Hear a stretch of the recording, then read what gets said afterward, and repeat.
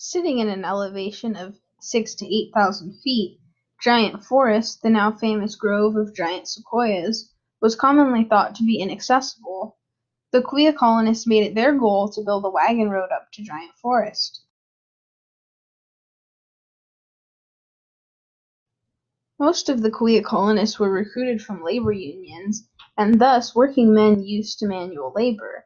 And yet, hand-picking the 18-mile-long road proved an immense task which would take up most, if not all, of the colony's 4-year tenure.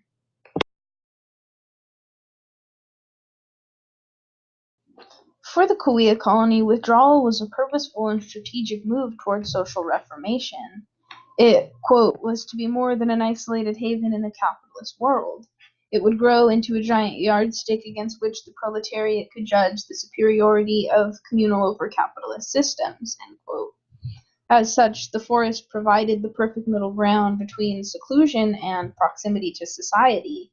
While the forest was mostly removed from its closest neighbors, they were close enough to sell the lumber from their prospective milling enterprise to the nearby inhabitants of Visalia and Tulare County.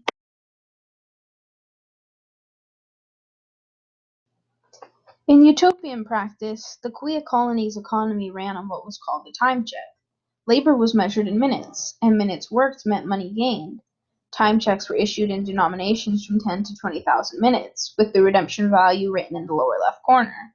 Colonists paid a one-time fee to join, and unlike Pacific Colony, were not asked to turn any of their private possessions over to the colony. One thing the Kaweah colony had in common with Pacific Colony was its emphasis on cooperation as integral, and both maintained a balance between communal ownership and private property.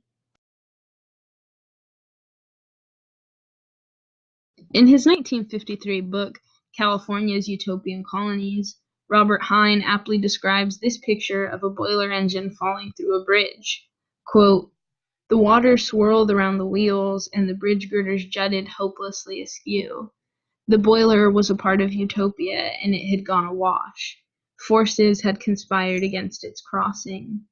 Perhaps the men who watched the mishap, members of the Kaweah colony, one of California's most important utopian experience, wondered momentarily at the future of the ideal society." End quote.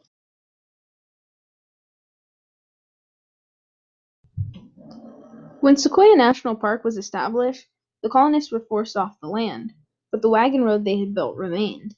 Until a modern road was constructed in the 1930s, it would be the only road leading up to Giant Forest from the south.